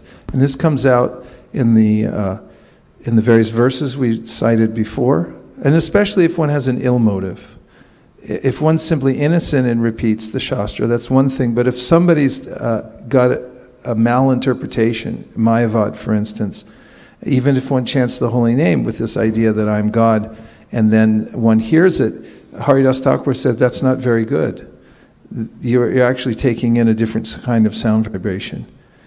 So that verse doesn't prove that motive isn't important, but it may show that people can act as instruments to pass on certain fragments of the spiritual teachings from the Shastra. So, sympathy is important. And I want to bring out another verse, 3:125, in which I found very profound in the relationship between Vidura and Uddhava. I found an element I think is important. And here, then, due to his great love and feeling, Vidura embraced him, Uddhava, who was a constant companion of Lord Krishna and formerly a great student of Brihaspati's. Vidura then asked him for news of the family of Lord Krishna, the personality of Godhead. This is when they're meeting. So Vidura asked him for news of the family of Krishna. Vidura was older than Uddhava, like a father, and therefore when the two met, Uddhava bowed down before Vidura, and Vidura embraced him because Uddhava was younger, like a son. And we see again here the relationships. Vidura's brother Pandu was Lord Krishna's uncle, and Uddhava was a cousin to Lord Krishna. According to social custom, therefore, Vidura was to be respected by Uddhava on the level of his father. Uddhava was a great scholar in logic, and he was known to be the son or disciple of Brihaspati, the greatly learned priest and spiritual master of the demigods. Vidura asked Uddhava about the welfare of his relatives, although he already knew that they were no longer in the world. This inquiry appears to be very queer, but Sri Jiva Goswami states that the news was shocking to Vidura, who therefore inquired again due to great curiosity. Thus his inquiry was psychological and not practical. It was psychological and not practical. I found that to be important because in the teachings in preaching Krishna consciousness, there's a psychological element as well. It's not just practical. It's not teaching people ABCs, but it's understanding what their psychological needs may be as well. And here, Vidura, out of shock and a psychological need to discuss this, feigned ignorance and said, how are they? He knew they were already gone. And so in the Upadeshamrita,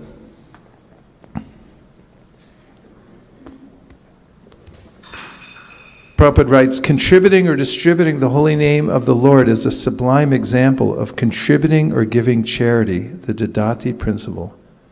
What's a sublime example of contributing or giving charity? Contributing or distributing the holy name of the Lord is a sublime example of contributing or giving charity. Isn't that nice charity to give? It's the Dadati principle. By the same token, one must also follow the Pratigranati principle and be willing and ready to receive the transcendental gift. One should inquire about the Krishna consciousness movement and open his mind in order to understand the situation of this material world.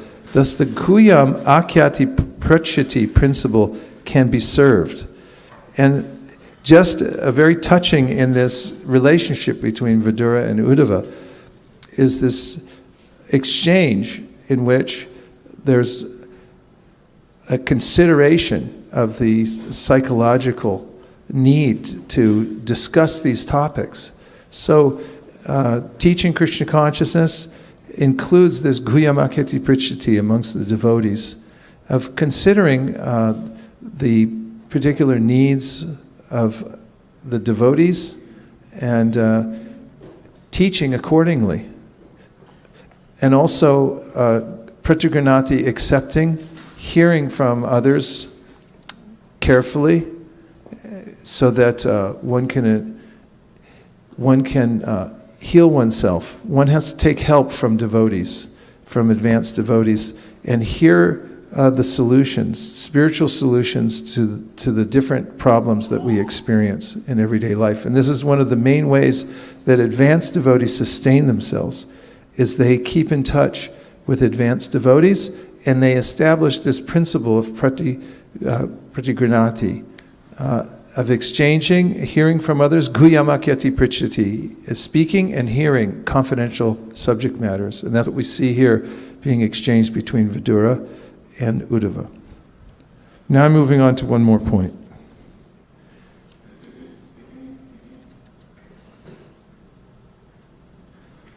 This is a side point, and you'll find it in 3.4.10.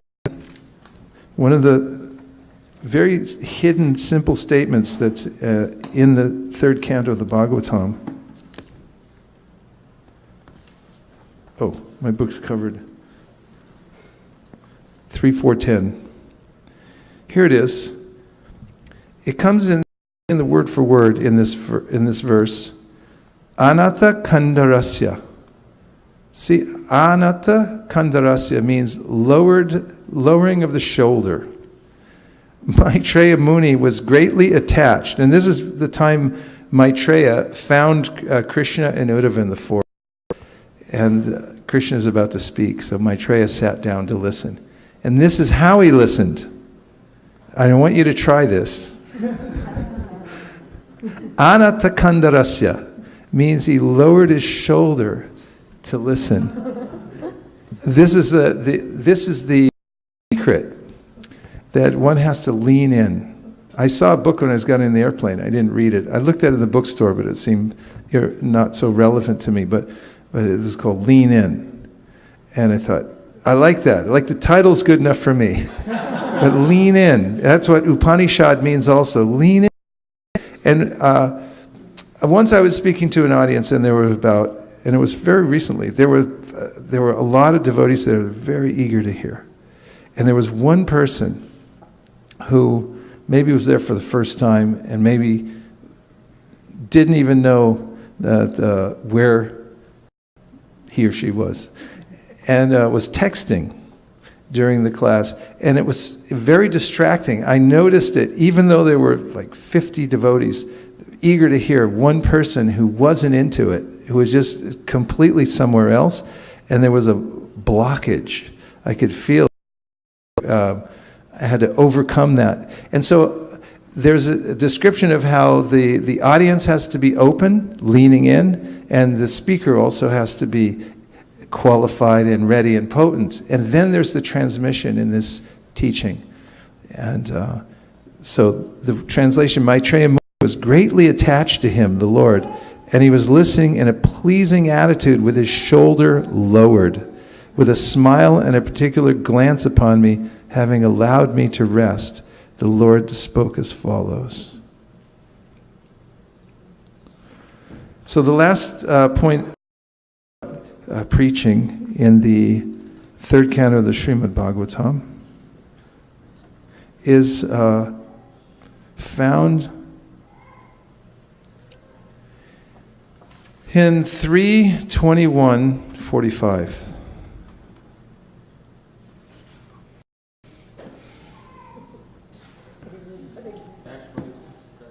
What? Donate? 3:25. 45 through 47. Yeah, because it's a hyphen.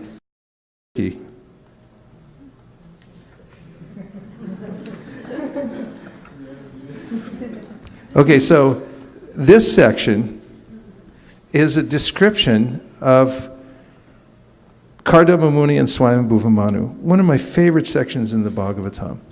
At Kardama, I've been attracted to that idea, although I was unable to do it, to be able to sit in the forest for 10,000 years.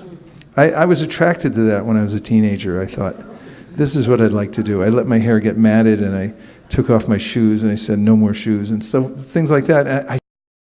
And so when I hear this pastime, it's sort of cathartic for me. I can feel vicariously. I experienced this Kardama Muni, 10,000 years of meditation, and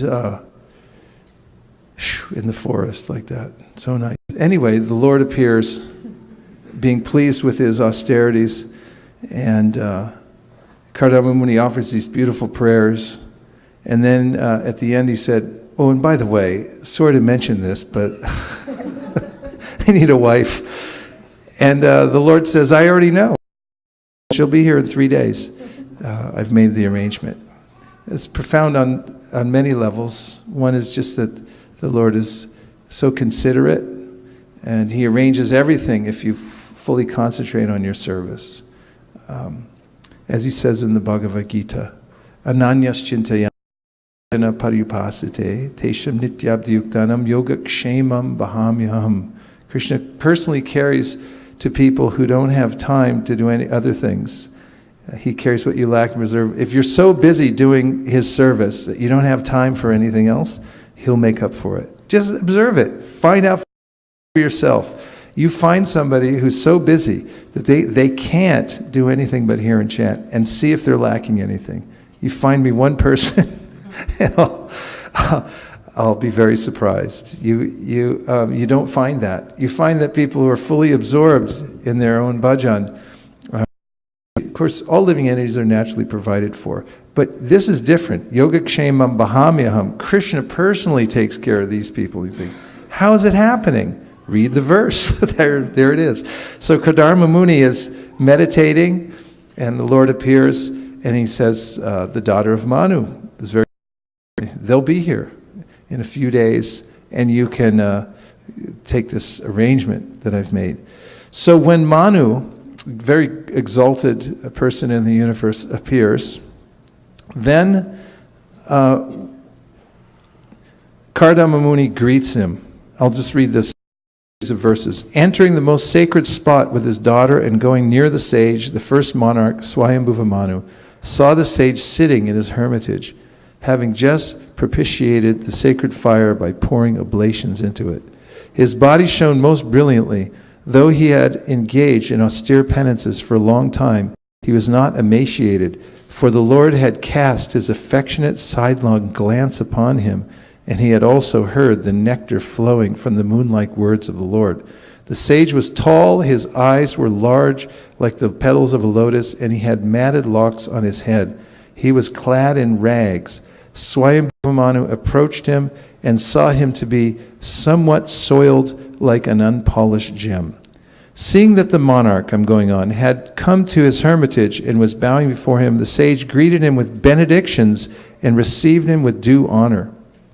After receiving the sage's attention, the king sat down and was silent, recalling the instructions of the Lord. Kardama then spoke to the king as follows, delighting him with his sweet accents.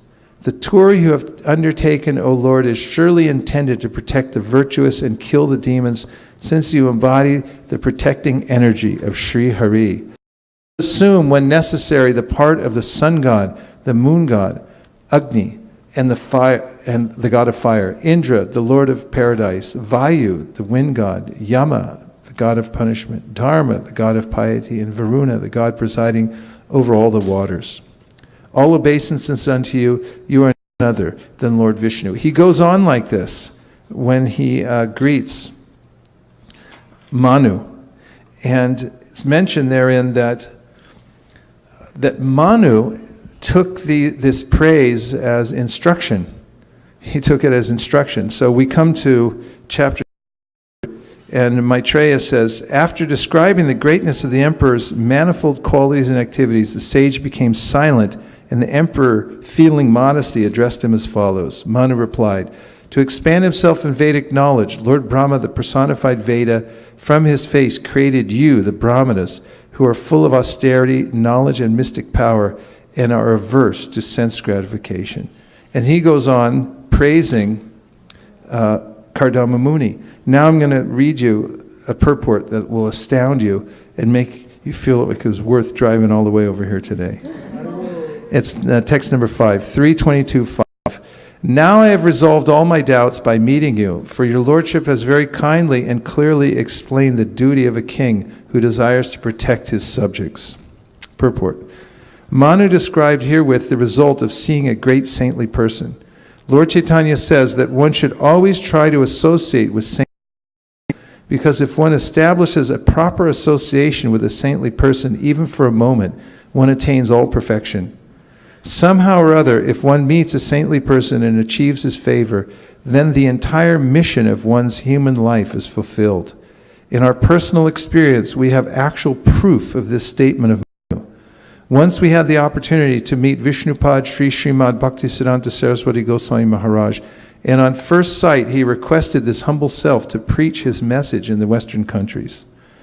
There was no preparation for this, but somehow or other he desired it, and by his grace we are now engaged in executing his order, which has given us a transcendental occupation and has saved and liberated us from the occupation of material activities. Thus it is actually a fact that if one meets a saintly person completely engaged in transcendental duties and achieves his favor, then one's life mission becomes complete. What is not possible to achieve in thousands of lives can be achieved in one moment if there is an opportunity to meet a saintly person. It is therefore enjoined in Vedic literature that one should always try to associate with saintly persons and try to disassociate oneself from the common man, because by one word of a saintly person one can be liberated from material entanglement. A saintly person has the power, because of his spiritual advancement, to give immediate liberation to the conditioned soul. Here Manu admits that all his doubts are now over because Kardama has kindly described the different individual souls. That goes back to one of the points I made earlier, just about the importance of association with those who have no motive within their hearts and so forth. But there's another point I want to bring out that's more practical about preaching Krishna consciousness, and that comes out in this exchange between Manu and Kardama. And that is that when they greet each other, they take time to appreciate one another deeply. Their achievements, their position in life, and so forth. And because of that, there's an opening of the heart and a willingness to hear what the other one has to say. Now, this comes out in a practical way in something that Prabhupada told us about preaching Krishna consciousness in general. And that is a point made by Prabodhananda Saraswati. And I'll read a conversation or a lecture, Prabhupada, a section, excerpt. What is the constitutional position? The constitutional position is to serve. Just like the parcel of my body, this finger is to serve the body. This is constitutional position. If the finger denies, no, I am God, why shall I serve you? This is anyata rupam. So mukti means to give up anyata rupam, and that is the demand of Krishna. Sarva dharman parityaja mamekam sharanam vraja. Somebody please make it 1 degree or 2 degrees warmer in here. I think it's too cold. You have manufactured so many rascaldom in the name of religion. Give up all this nonsense. Give up what? Nonsense. All this nonsense. Simply surrender unto me. This is wanted. This is what? Wanted. Absolutely. But Krishna knows that if I say to the rascals, surrender unto me, he'll take it otherwise. A big scholar says, oh, this is too much, sophistry. Krishna is demanding, simply surrender unto me, and the commentator is remarking, oh, this is too much. And actually we are feeling, why shall I surrender to Krishna? We have got so many other. We have got another Krishna, another this, another this. Why alone to Krishna? Because he cannot understand. Because he has not undergone penance and austerities and has not become a devotee, how can he understand Krishna? Therefore he is warning, don't talk this thing, this surrender unto me or surrender to Krishna, to the rascals and nonsense. They'll not accept it. Therefore he is warned. But if you say, why are you preaching?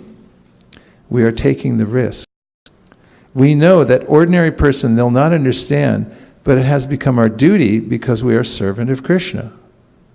The servant of Krishna, we are going from country to country, from door to door, and flattering them, falling down at their lotus feet. Just like Prabhupada Saraswati said, Dante nidhaya trinakam padayora nipatya. He was a great devotee of Lord Chaitanya. Chaitanya and Krishna are the same. So he says, I have taken a grass in my mouth. This is Indian system, you know. To accept a grass, that means becoming very... Dante nidaya trinakam padayora nipatya. And falling down at your feet. Kakushatam kritva chaham bhavimi. I am flattering you 100 times. I am just appealing to you one thing. What is that? Hey Sadhava, you are a very great man. You are a very pious man. But I request you give up everything. Whatever nonsense you've learned, please give it up. Then, what I have to do? Chaitanya Chandra Charane Kuruta Anuragam. Just become a devotee of Lord Chaitanya. And Lord Chaitanya's devotee. What is this business? Amara Agnaya Guru Hanatara Edesh. Just that, on my order, become a guru.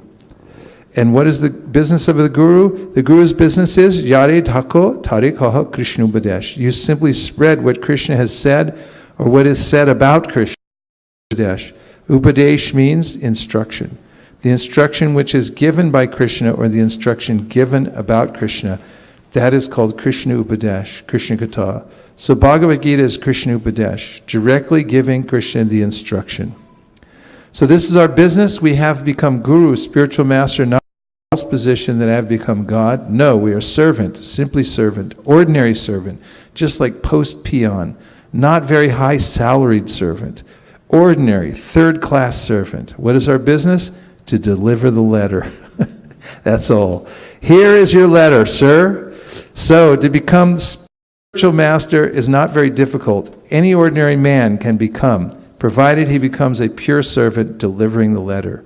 Here is Krishna's message, sir. You surrender to Krishna. Krishna says, surrender unto me. We, spiritual master, we say, surrender to Krishna. What is the difficulty? So, again, a bedside manner, and there's a very specific point here that you have to learn how to, well, find the good qualities in people. We call it here flattering, but actually sincere compliments. And it's not hard if you see how everything's related to Krishna. There's a way in which teaching Krishna consciousness doesn't mean you just come barreling in and tell people that they're nonsense.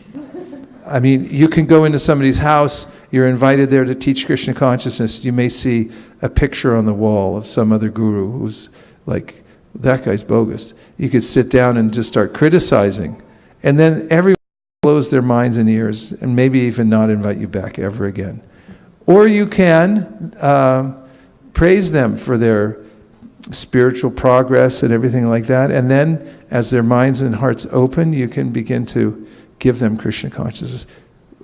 Prabhu, Gaurav.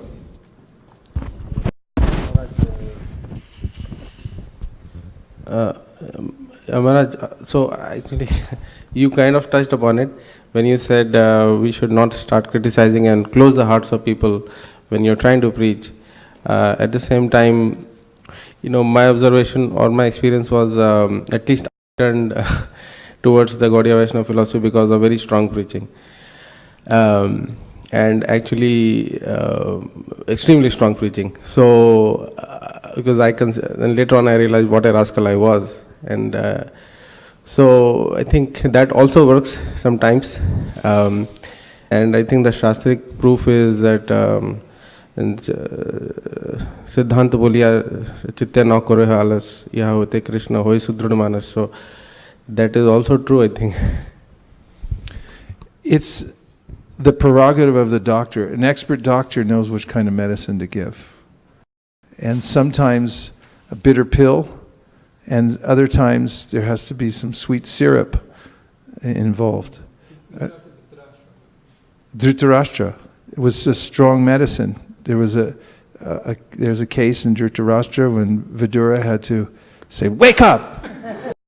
Yeah. And, that was effective at the time. And it had to do a lot with his relationship and the context. And so it's an art. It's just like administering medicine is an art. You have to see, if I give this medicine right now, it might kill the person. If I don't give this medicine right now, they may die. I mean, you have to, it's not rote. It's not something, it's something that you actually have to intuit when you're meeting people and seeing, what can they handle. Harivamsha. Thank you, nice point. Thank you, Maharaj. I just want to bring this small anecdote with His Holiness Bhadrinath Swami Maharaj shares that a scholar came to Prabhupada, Indian scholar, and Prabhupada told him, is there a difference between a cotton shirt and cotton ball? Cotton ball. And he said, he wasn't. Then Prabhupada just Anat Kandarasya leaned forward and shook him up and told, are you getting it? Is there a difference between cotton ball and cotton shirt? And probably he get it. But then after he left, Prabhupada said, that's a special prerogative for a young child or an old person. They can say anything. So he was kind of indicating that you don't go to home and do it with your parents or do it with whom you're teaching. So yeah, and I've seen actually in some places where the gradual approach is taken, direct being just appreciative that over time the people actually become devotees. And I've seen just the opposite. Somebody come into somebody's home and immediately start bringing the firing squad. And that devotees are never invited back. People were offended on a certain level. So it takes a little medical training to know when to offer this kind of sweetness in preaching and when to actually become strong. But in my experience, I've yet to find a living entity in this world, besides who know the difference, like anyone who doesn't like a little bit of praise. In fact, you could just say it outright and they'll like, you're just praising me, right? But I really like you. And I'm gonna I mean, it's better to err on that side, in my humble opinion. And if you're really empowered and in the moment and you know when to bring the heat, then try it, see what happens. You were going to make a point, Manju. I was just going to add that we consider also that this is the age of Kali, it's the age of quarrel. So even when we're nice and sweet and do everything right, so it's better to lean to that side than to try the strong approach. Yeah, it has to be appropriate to the time and circumstance, and to understand people's psychology. I mean, Peter Burwash was telling me that he talked to Prabhupada about management. He had a little private session, he asked these things. So one of the things he does in the company, he asks people, how do you like to take your criticism when they join the company? Do you like it directly? Do you like it right away? Do you like it the soft approach? As Andy Stanley he's a famous Christian preacher, that he says that he can give, after his sermon, he says, wait till Wednesday to give me your feedback. Like he tells his family, wife, everyone, like, wait till Wednesday. Because if you tell me on Sunday night after I just gave it, or Monday morning, you're a little bit vulnerable and it's like hard to take criticism. It's hard. But if you're sensitive to people and you give it in a soft way or an appropriate way, then it has more effect. Appropriate is the right word. Yes?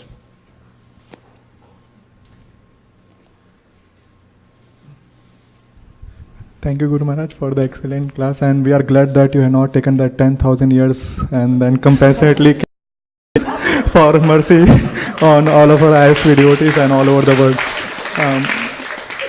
Practically all the class was instructive, and then the first point that you mentioned about the etiquette, just because being in ISV, we are so much fortunate that we see that, and just to give an illustration, once when His Grace Radhika Raman Prabhu came, and you are equally advanced, there is no doubt in that, and you have given him like more respect than anyone else. I can see that how much you had appreciation for what he has developed as a pure devotee, though he is less in age and everything, but you have made him that he is qualified as well. So that is the what you mentioned in the Shastra, we see in our own eyes.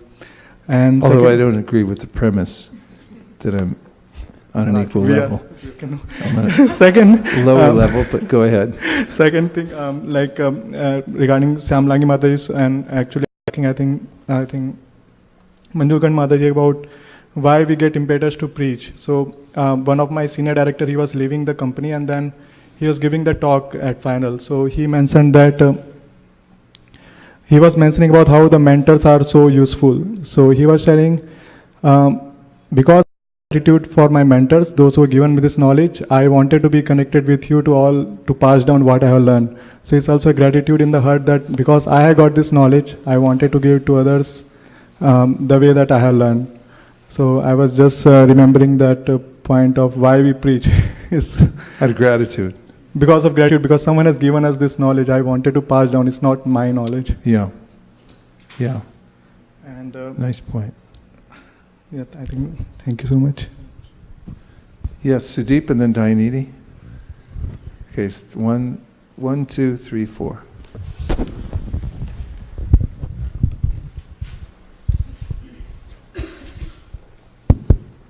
Hare Krishna Maharaj, thank you for the excellent class. My point was about, I was listening to it while I was driving here, was about when we receive rejection, when we are going out and distributing books. So in my humble experience, it has been like, especially at India Cash and Carry, where we do, and the response is really not that great. It takes a lot of purification initially, but what happens is, amidst all this, when somebody accepts it, when we meet a sadhu who's accepting it, that experience makes it even more sweeter. In the sense, all that rejection, the more rejection we get, the sweeter it feels when we meet someone who is very willing, who's very pleasing, and who is so nice, and they share their own realization. So in a way, this whole rejection itself is that you're just getting closer to the goal of meeting and making it even more sweeter. Out to Indian Cash and Carry with Dayanidhi about, what was it, 8 years ago? We were together there at the table, and Ramananda Saka, it was his first time out, I think. And there we were at the table, and this man came over to Dayanidhi, and he was looking through the books, and he goes, "I'm God." And what did you say, Dayanidhi? He said, "You're part of God." I said, "You're God-like." You're God-like. And the guy goes, "No, I'm God." And Dayanidhi said, "You're God-like." He said, "I'm God, God-like." About 20 times, back and forth. And the guy put the book down and walked away. And then about 10 minutes later, he came back with $20 or something. He said, "Here, I'll take the book." And I just saw it as an example of very, Dayanidhi Prabhu completely convinced in what he was saying. And it's well-reasoned, too. I mean, he's read the Shastra, he knows. So he was presenting in a reasonable but forceful way. And just not in a mean way, but just very straightforward. He said, "I'm God." He said, "You're God-like." Back and forth, back and forth. And finally, the guy came back and took the book. Who's up? Dayanidhi, you're up. Okay. First of all, I want to say that I become a basket case when I get this microphone in my hand. Please forgive me. Last year, when my godbrother Bhakti Sridhar Maharaj was at my house, he gave a really nice talk about the different listeners. You were talking about leaning forward, and different Sanskrit words for one who sits up right in front of class, someone who sits a little bit further back, someone who sits further back. There's a different Sanskrit word for each one. It was very engaging. It was really interesting. Anyway, for me, the reason I sit back is because the lights, bad eyes, and the bright light sort of affect me, and I can concentrate better sitting back here. I want to say that. Also, this may be too long of a question to answer, but I was thinking more about trying to take association of the more advanced Uttama Adhikari, even devotee, and how do you recognize a Uttama Adhikari? Because someone might, there's sadhana, there's two aspects to sadhana. There's Vaidhi Bhakti and there's Raganuga Bhakti. So if we see someone that doesn't seem to be exhibiting but they're preaching very nicely. How is it? So I'm thinking maybe this person has Raganuga Bhakti and they're not, but I know that you're supposed to also, Prabhupada never stopped chanting, Prabhupada never stopped being the example. So again, I think I know the answer, but maybe you can just say something about this Raganuga and Vaidhi Bhakti. Okay. If you want, otherwise. From the Nectar of Instruction, page 50. In this Krishna consciousness movement, a chance is given to everyone without discrimination of caste, creed, or color. Invited to join this movement, sit with us, take prasad, and hear about Krishna. When we see that someone is actually interested in Krishna consciousness and wants to be initiated, we accept him as a disciple for the chanting of the holy name of the Lord. When a neophyte devotee is actually initiated and engaged in devotional service by the orders of the spiritual, he should be accepted immediately as a bona fide Vaishnava, and obeisances should be offered unto him. Out of many such Vaishnavas, one may be found to be very seriously engaged in the service of the Lord, strictly following all the rules and principles, chanting the prescribed number of rounds on japa beads, and always thinking how to expand the Krishna consciousness movement. Such a Vaishnava should be accepted as an Uttama Adhikari, a highly advanced devotee, and his association should always be sought. It's very straightforward, are verifiable. And those things that aren't verifiable are not verifiable. But when you have very explicit, verifiable symptoms, you go with those. And those who are on the Raganuga platform are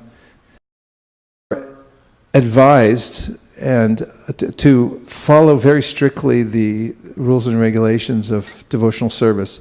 The main symptom that you'll find in somebody who's very advanced is, besides the ones mentioned, or it's inclusive in these, is an eagerness to hear. Interested in hearing about Krishna. This is the main point made in the Bhagavatam by Lord Kapiladev about a person who's beyond the modes of material nature, performing devotional service that's not affected by the modes of material nature. They're spontaneously attracted to hearing all the time. And if you pull out a Chaitanya Charitamrita, they don't suddenly vacate. Because that happens. It's like you're talking about this and that and politics, whatever, and then, oh, you got to read the Adi Leela. It's like, I got to go. So, commonsensical, verifiable ways of understanding who's advanced are there, right there in the scripture. So, you take those. At the same time, we give deference to devotees when we're around them. Chaitanya Mahaprabhu, when Ramachandra Puri came and gave all kinds of criticism of him, the devotees would say, why are you tolerating this? He said, he's my godbrother of my spiritual master. He's worshipable by me. And besides, what's the problem? He's giving me good advice. And so there's also this kind of etiquette as well, to not become overly critical of people, to give them the benefit of the doubt. And they're giving an altered philosophy, in which case it's the duty of devotees to notice the difference and to not necessarily tolerate that person's spreading that philosophy if it's different from Shruti, Smriti, Puranadi, Panchatriki, Vidim, Vinaya. One has to, for the benefit of others, rectify that philosophical defect. Thank you. Thank you.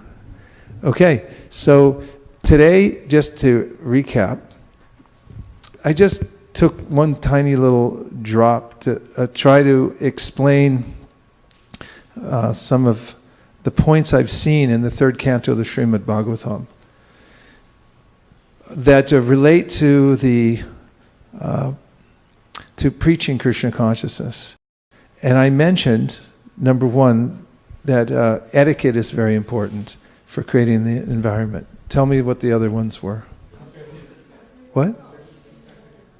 To be sympathetic. You actually have to develop sympathy within the heart in order to preach Krishna consciousness. And we see that from Uddhava, see that from Vidura, even Maitreya, the advanced devotees have sympathy, and that impels them to give Krishna consciousness, to speak up about it. What's another point? When devotees talk, they take time to recognize each other's good qualities. That's part of it. Don't be fearful of rejection when teaching Krishna consciousness. Yes. An atmosphere of mutual respect. And Tadati Pradhanati,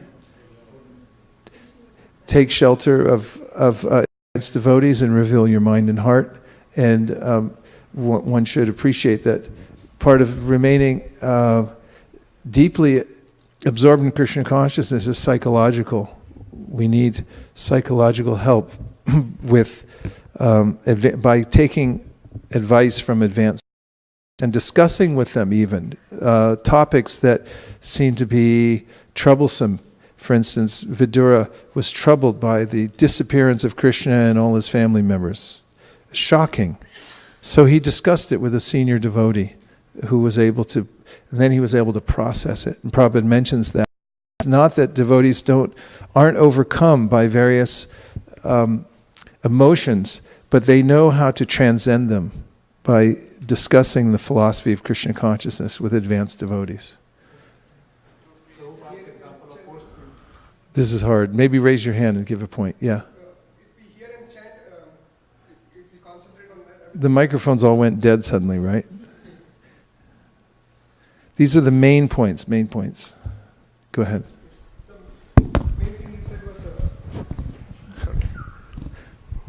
I like that point, Maharaj, where you said if you just hear and chant, Krishna will arrange it. Everything else will be taken care of. And you mentioned that you have yet to see a person who is absorbed in hearing. Yeah, I kind of said that. The one thing is, Vasudev Datta just heard and chanted and was so absorbed in Krishna consciousness, he didn't care for his finances. And Chaitanya Mahaprabhu noticed it, and he sent Shivananda Sain and said, he's only hearing and chanting. Of course, this is an incident of the Lord intervening and helping out, right? But at the same time, there's some indication there that one should do one's due diligence. And what I said was, at a certain point, one may be too busy to even do one's due diligence. Not that you do it artificially. There's a point at which there have been in history of ISKCON, I know for sure, because I've seen it for myself, people who have taken this idea and then prematurely given up their duties. And on the pretext of, I'm just going to hear and chant all day long, and therefore I'm not obligated to anything else. And they failed. So, vidyam chayas tadvedopayam saha. And there are verses in the Bhagavad Gita, one we listed the other night, where Krishna says, fight and think of me, and so forth. But in a real way, there is a progression in one's Krishna consciousness by which one becomes more and more absorbed in service and in hearing and chanting, just by the transcendental arrangement of the Lord and His devotees, so that you really don't have time to do anything else. And in those cases, Krishna takes care of you. He cares what you lack and preserves what you have. Just a subtle point I want to make there without making it too one-sided. Yes? 3 more and then we're over. You spoke about the concept of attitude in the very beginning. And so that is what defines a lot of the relationships. You spoke about Guru Shishya, the relationship of receiving Krishna conscious knowledge. And then you spoke about Sambandha, Abhideya and Prayojana. I'm trying to understand, where did that fall into this? Is it how we preach? Yeah, it was a side point. I just happened to have noted it, that there's a way in which in preaching there's a strategy that Chaitanya Mahaprabhu presented, and so did the Goswamis following his direction. Sambandha, Abhideya, Prayojana. Dividing up the entire philosophy, like the Vedas and the Vedanta Sutra, may be very difficult to digest right away. But if we learn skillfully how to divide them up into pieces so that people can understand then the preaching can be more effective. So I brought that point out. Yes? I really like the point of distribution of holy name is a sublime example of giving out charity. Oh yeah, yeah, that is nice. I have one more note, and I just make sure I'm not missing something big. This was 325:12. Maitreya said, after hearing of his mother's uncontaminated desire for transcendental realization, the Lord thanked her within himself for her questions, and thus, his face smiling, he explained the path of the transcendentalists who are interested in realization. And